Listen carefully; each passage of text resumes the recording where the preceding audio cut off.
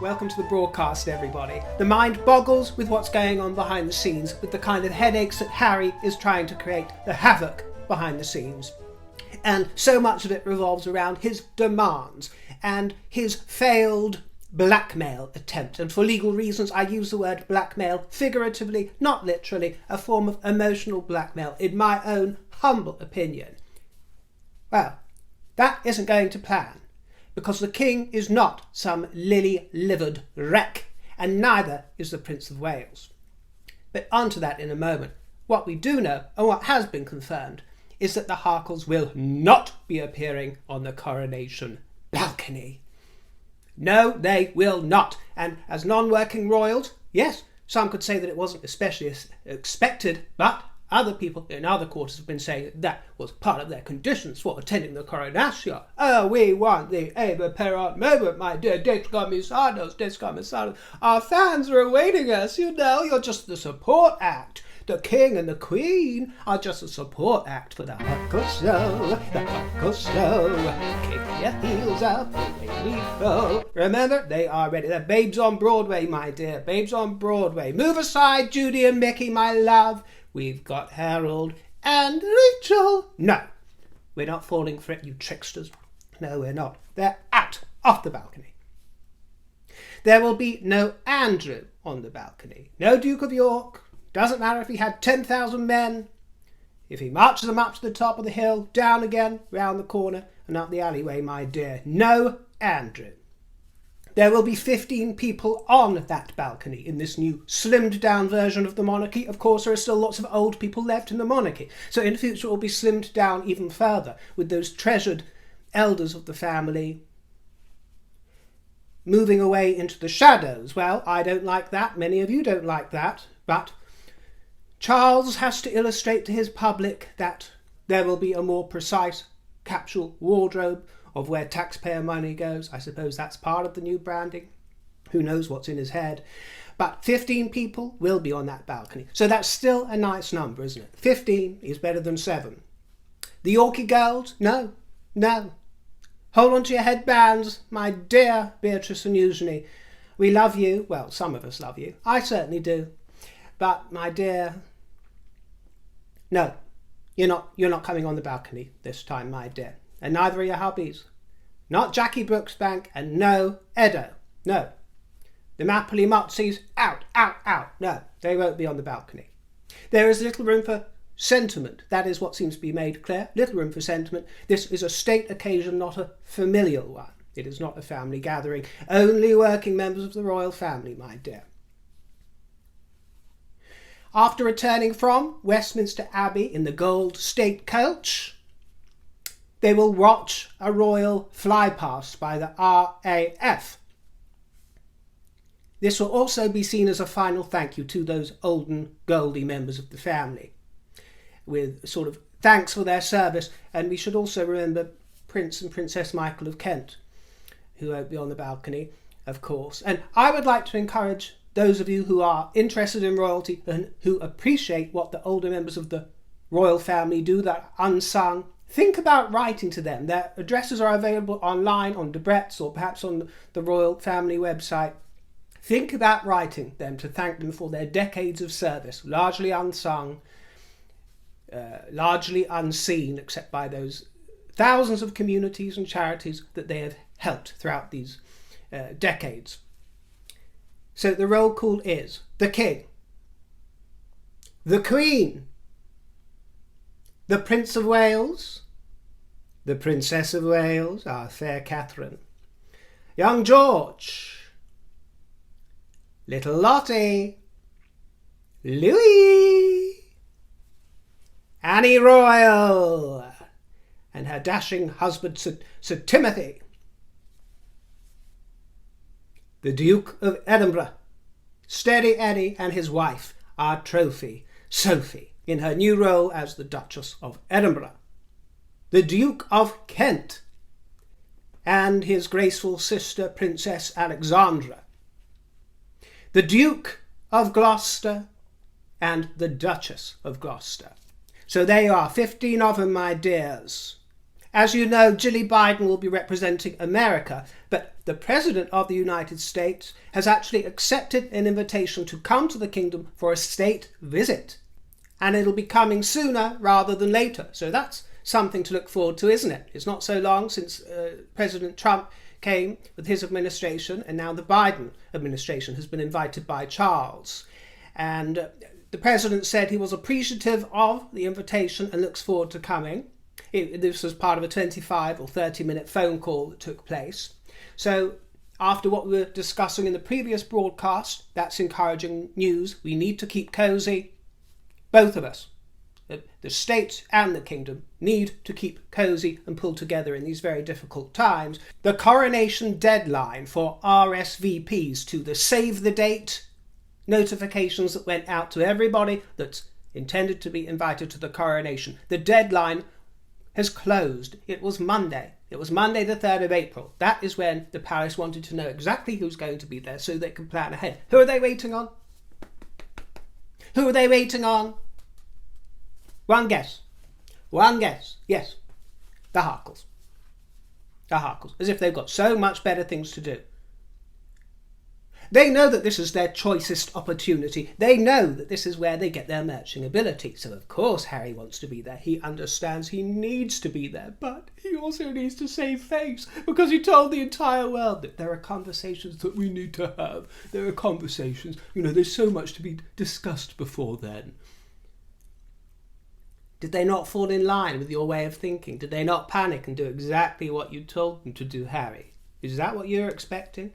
Didn't work out that way, did it? He's expecting an apology. He still expects Charles and William to come grovelling, and he's not getting it. He's flapping about thinking, what am I going to do? What am I going to do? I'm still getting whispers, as I told you a few weeks ago, that one of his ploys is to bring Archie alone. I know it sounds unlikely, and it probably is unlikely. I'm just sharing the whisper with you.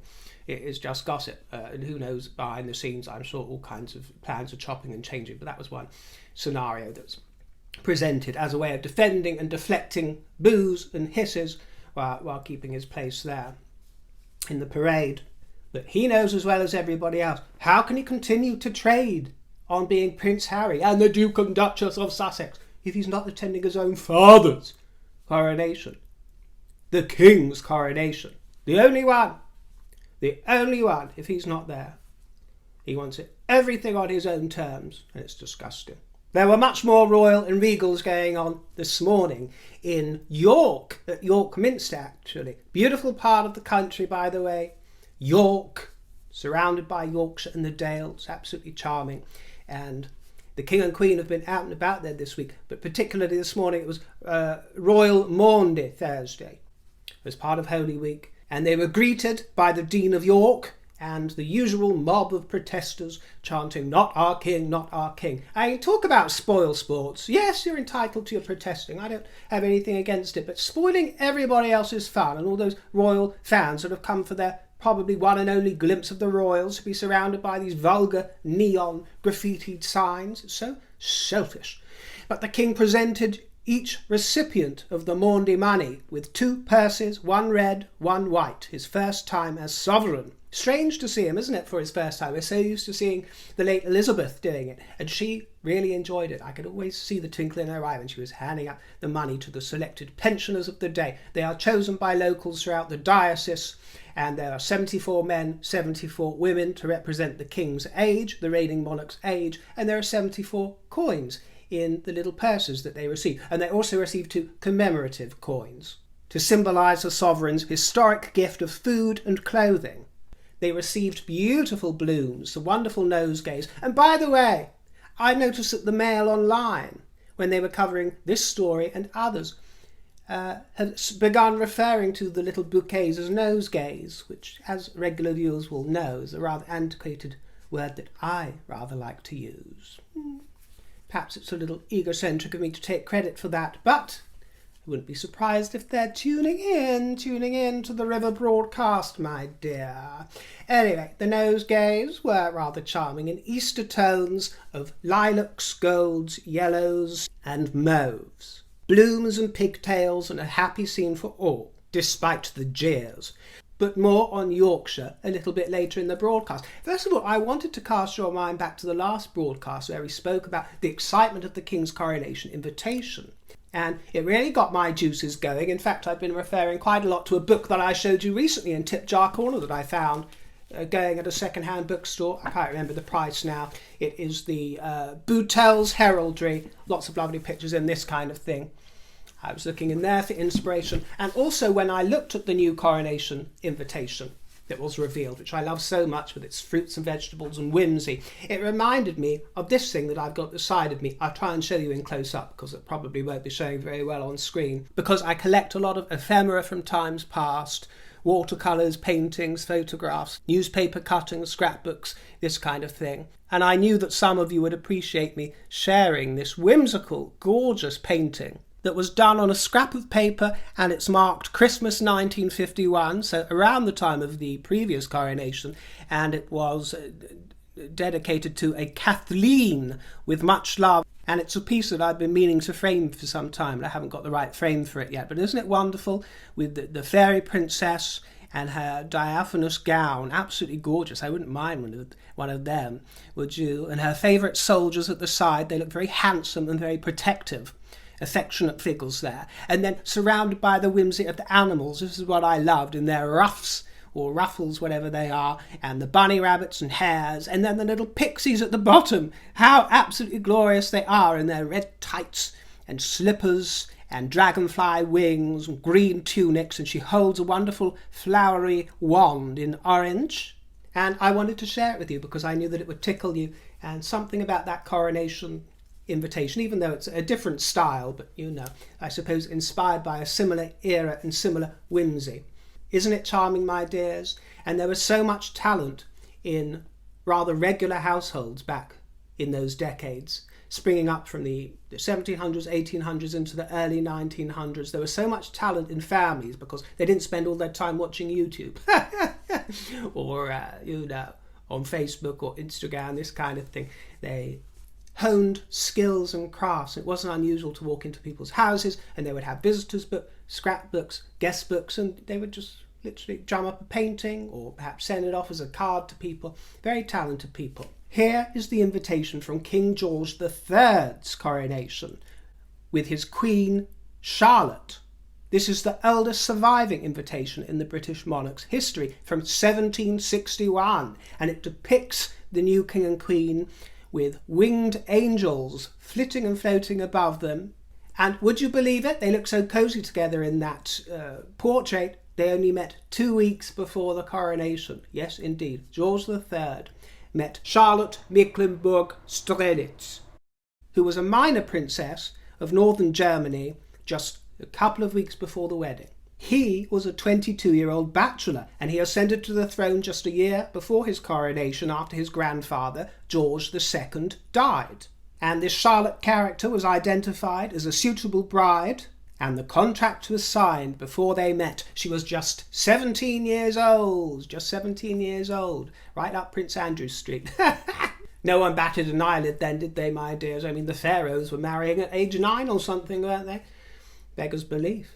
And then we come to Victoria's invitation. Very royal in deep, deep red, isn't it? There were also some available in deep green.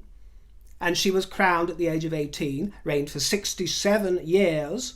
And this was the first invitation in colour, the first to feature the blind embossed seal from the Earl Marshal of England. And this is a hereditary royal office holder, the same one that sends out and marks all invitations to this day. And at Victoria's coronation, there was a crowd of 400,000 at least lining the streets, and it went on for 5 hours. Thank God we're going to be saved from a 5-hour affair or even a 4-hour affair, as the late Elizabeth had.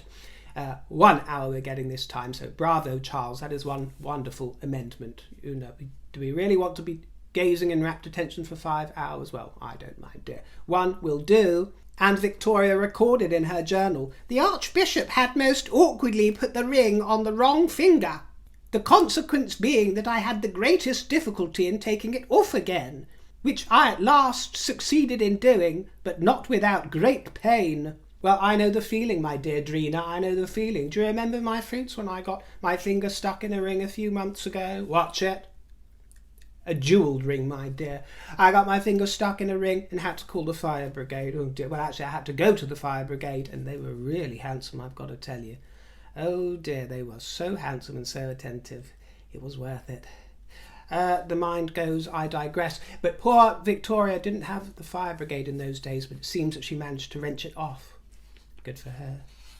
In 1937, for the coronation of George VI, there was a bold design featuring a border of dominions, emblems, and shields of arms. It paid tribute to the wider empire of that era, including India, Canada, New Zealand, South Africa and Australia. Remember, this was a time when there was a great aftershock at the abdication of Edward VIII. So he had no coronation, so that was, at least they managed to save the money on that coronation, and it passed over to his successor, George VI, who of course was the father of our dear late Elizabeth. And the invitation for her coronation was designed by a wood engraver and illustrator by the name of Joan Hassel. She became known to Elizabeth in 1948, when she won a competition to design a new £1 postage stamp. And although this was in black and white, actually Charles, because he was so special as the young heir, he received his own invitation that was a coloured version, and it included trumpeting soldiers and drumming soldiers and all the rest of it. And actually that is what put me in mind of my illustration here at the side. But back to the King and Queen and their sojourn to North Yorkshire, Malton in fact, where they met local food and drink producers at the Talbot Yard Food Court. And this is a gorgeous place, full of artisan food producers, gastronomic delights. It's a real place for foodies, in a real gorgeous setting as well. So a lovely trip for them, one of the more fun ones. This young gentleman proffered a yellow posy to the umberellaed Queen, and the King of Camel Coats arrived. Camel coats and grey pinstripes, and the Queen of blue pinstripes looked really rather royal. At the Bluebird Bakery, an espresso bar, the Rare Bird Gin Distillery having a nip, and the Groovy Moo Gelato House. They also visited Florian Poirot, a pastry chef from Nancy, and sampled the delights of macarons and chocolates and all kinds of absolutely delicious, scrumptious goodies. Lucky them.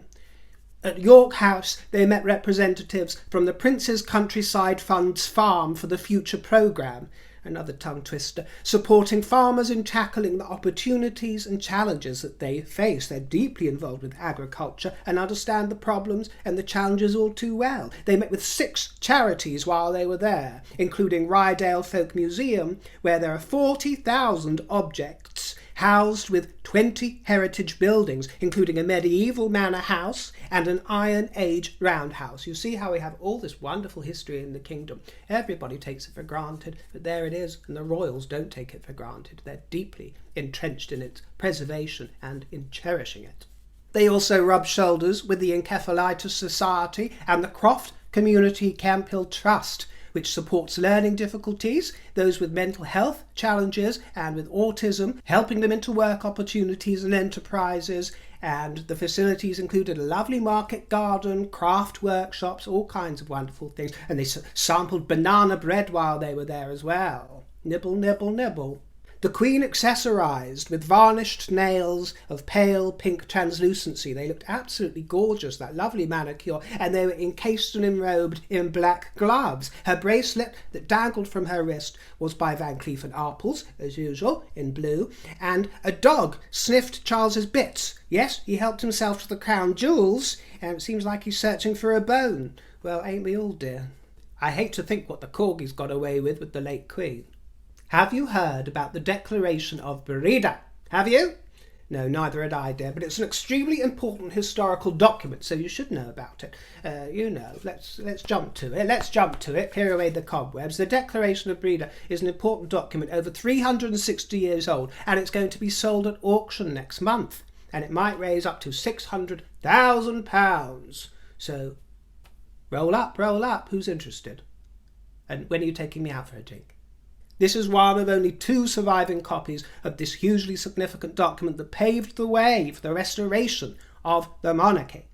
This is part of a coronation auction at Sotheby's on May the 4th. This declaration laid the foundation of the constitutional monarchy as we know it today. It outlined the king's predecessor, Charles II, his return to Britain, It is through this declaration that in 1660 the monarchy was re-established and the terms by which the monarchy were to rule were agreed. And those rules still apply today, 350 years later, as Charles III ascends the throne. Isn't that a wonderful thread, a wonderful tapestry of history? This all took place after the execution of King Charles I in 1649 and the death of Oliver Cromwell in 58. Remember Cromwell? Hopefully some of you learned about him in history class. He abolished the monarchy. After the Second Civil War of England, there was an 11-year period. The monarchy was abolished, and it was a period of republican rule here in England. It was actually known at the time as the Commonwealth of England, headed up by Oliver Cromwell, and later on that became known as the Protectorate, which included Scotland and Ireland. But guess what? A few years on, the ex-kingdom, with their monarch in exile, didn't like it. They didn't like the Republic, and they wanted their king back. There was public unrest in Britain. It was rife. And there were chaotic scenes in the British government and a growing desire for the return of the exiled king. This declaration became the exiled king's ticket out of exile and back to London where he belonged, where he would rule for the next 25 years. He drew up this proposed agreement in Breda in the Protestant Netherlands. It is a pact outlining his promises and his vision for the future of his rule. And it all culminated after he was restored in the Stuart Restoration. And as for Oliver Cromwell, well, woe betide my dear, you know what happened to him? His head ended up on a spike outside the Tower of London, and it was left to rot there for 30 years. Yes, my dear, 30 years. How's that for cancel culture? Watch out, Haribo. Let's hope you sleep well at night in those last few evenings at Flogspawn Cottage. And talking about sleep, the king had a slumber party, so grab your duvets, grab your sleeping bags and your cucumber eye masks and get ready to nibble a bit of popcorn watching the movies, because the king had a slumber party, and I hope he had a really cosy dressing gown. Can't you imagine him in his cosy socks and his cosy dressing gown? This was a dine and sleep at Windsor Castle, hosted by the king, with 23 guests. This was in the same tradition as the late Elizabeth, I believe, that the late Queen did hold similar parties, sleep and dine. A soiree demonstrating the king's variety of interests and appreciation of all walks of British life. Lovely thing to do. Gareth Southgate, for example, was in attendance. He is the English football manager, apparently. I don't know anything about football. The English football manager, but he's also an ambassador for the Prince's Trust. There was also Sir Keir Starmer, who is the leader of the opposition. They get the opportunity to dine and have a fabulous dinner and then look over items from the royal collection. Have a little bit of mingling, a few bubbles, get to know each other, and then bed down for the night. Very cosy. This is a means of recognising extraordinary contributions to public life. Also in attendance was the author, Alexander McCall Smith, the actress, Aisha Darker, who brought along her mother, the poet and filmmaker Imtiaz Darker.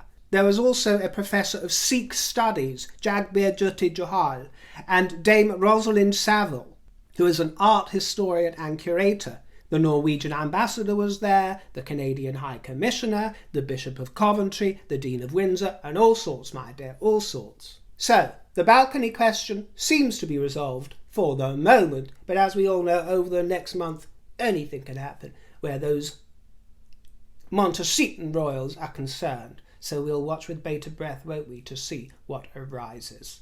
And let's hope that it's not trouble. Let's hope that it's not trouble on the way. But I'm sure that our king will cope with whatever's thrown at him, as he has been doing for these past few years. And our queen, our gracious queen. Thank you for joining me, my dears. I look forward to seeing you in the next broadcast. If you would like to chuck a few Maundy coins in my privy purse, my tip jar is in the description box below. And do leave me a nice juicy comment, won't you, my fruits? Have a wonderful evening, and I'll catch up with you again soon. Toodle pip, my dears. Take care now, stay royal, and channel the royal spirit. Ta-ra!